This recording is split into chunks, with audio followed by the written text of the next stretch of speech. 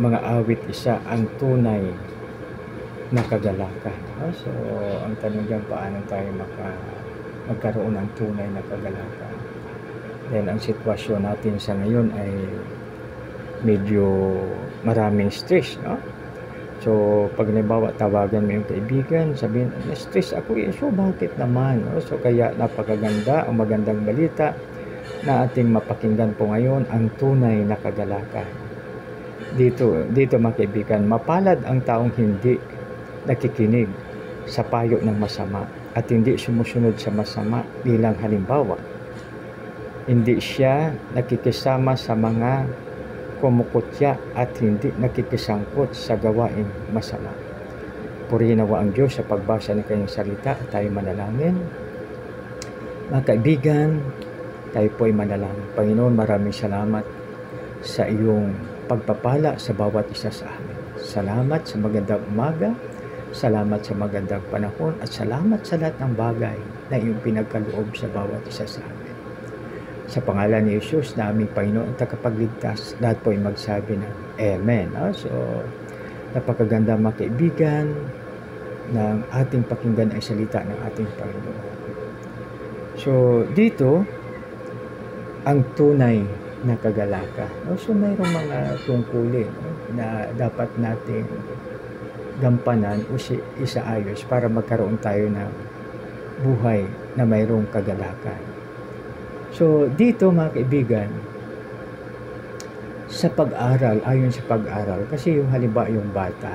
So, ang bata ay, di ba pag sila ng bata ay dumididi, hanggang, sabi po ng iba ay hanggang 2 taon. Pero sa akin naman, sa experience ko, grade 1 na po ako, ibig sabihin mga 6, may didi pang dala.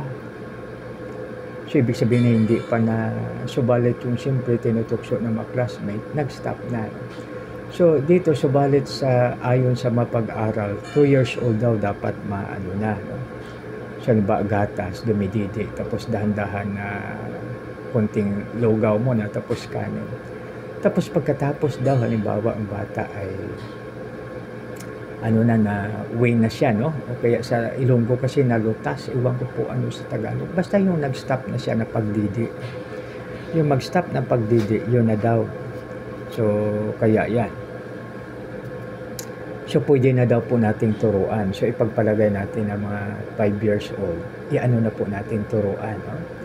So, para ano man ang ma-experience nila pagdating nila sa habang sila'y lumalaki, maayos na. Kasi mayroong tinatawag na train a child in the way he should go so that when he is old, he will not depart from it. So, ibig sabihin po yan mga kaibigan na ang ating pong gagawin ay bata pa lang, i-train na natin yung mga bata. So, pwede natin isabihin ito, no? Ang tunay na kagalakan. No? So, di ba maganda ang tunay na kagalakan? So, nang una, mapalad ang taong hindi nakikinig sa payo ng masama at hindi sumusunod sa masama nilang halimbawa. So, yun, no? So, yun po ang una, no? Siyempre, lahat naman po tayo. Hindi natin inaalaw o hindi natin pinapahintulutan yung ating mga anak na makinig sa mga masasama at sumunod sa masamang ginagawa. No? So, para po ito sa lahat po sa atin. No? Hindi lang sa mga bata. Subalit, sa bata pa lang, maganda na i-share natin sa kanila.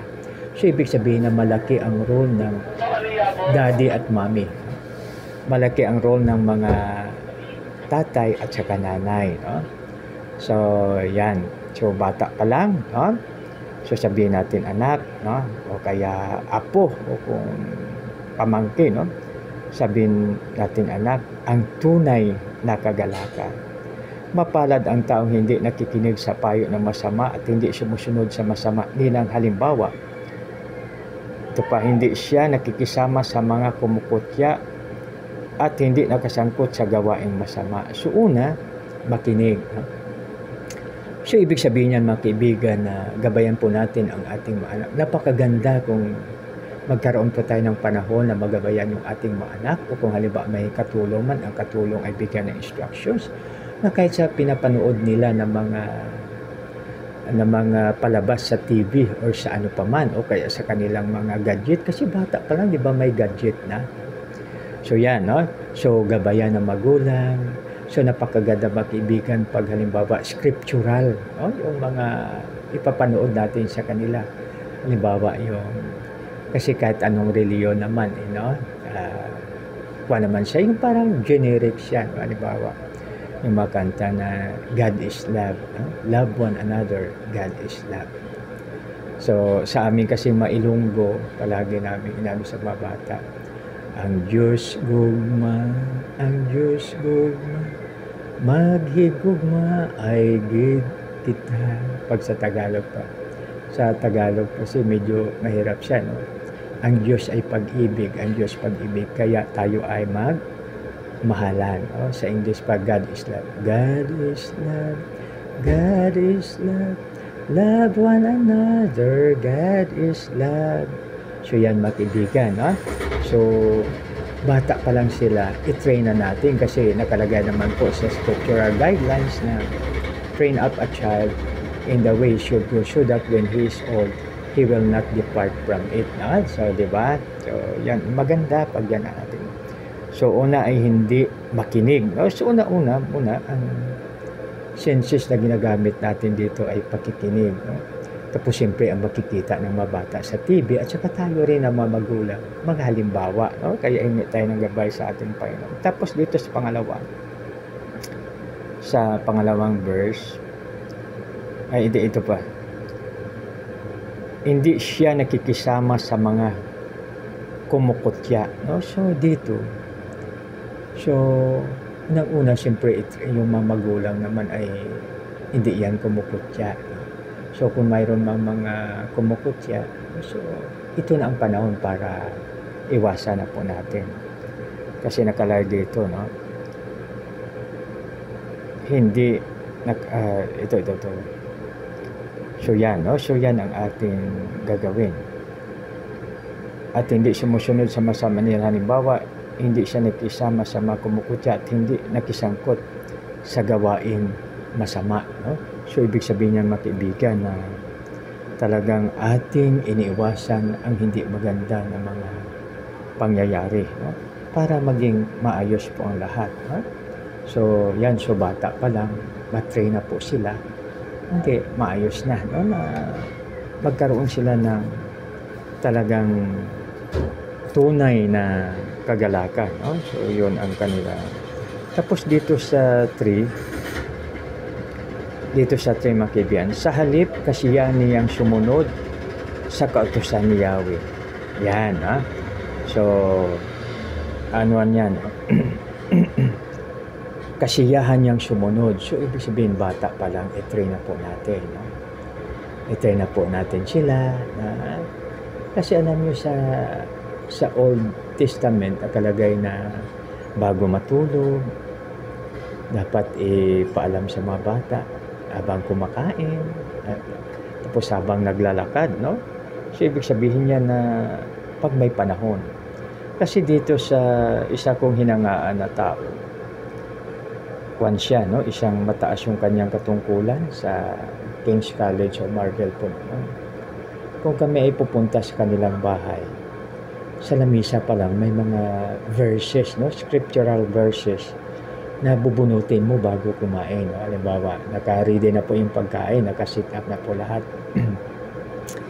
Tapos dito sabihin ng aming host, no? Sabi niya, sige, bago tayo kumain, bago manalangin, mag-ano muna tayo, no? Mag-scriptural reading, no? So, mayroong nabunot ako ng, no?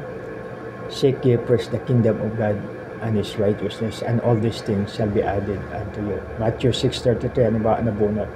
Tapos, parang mag-ano pa yan, oh. Ikaw, anong masasabi mo sa verse na yan? So, ikaw naman po, anong masasabi mo?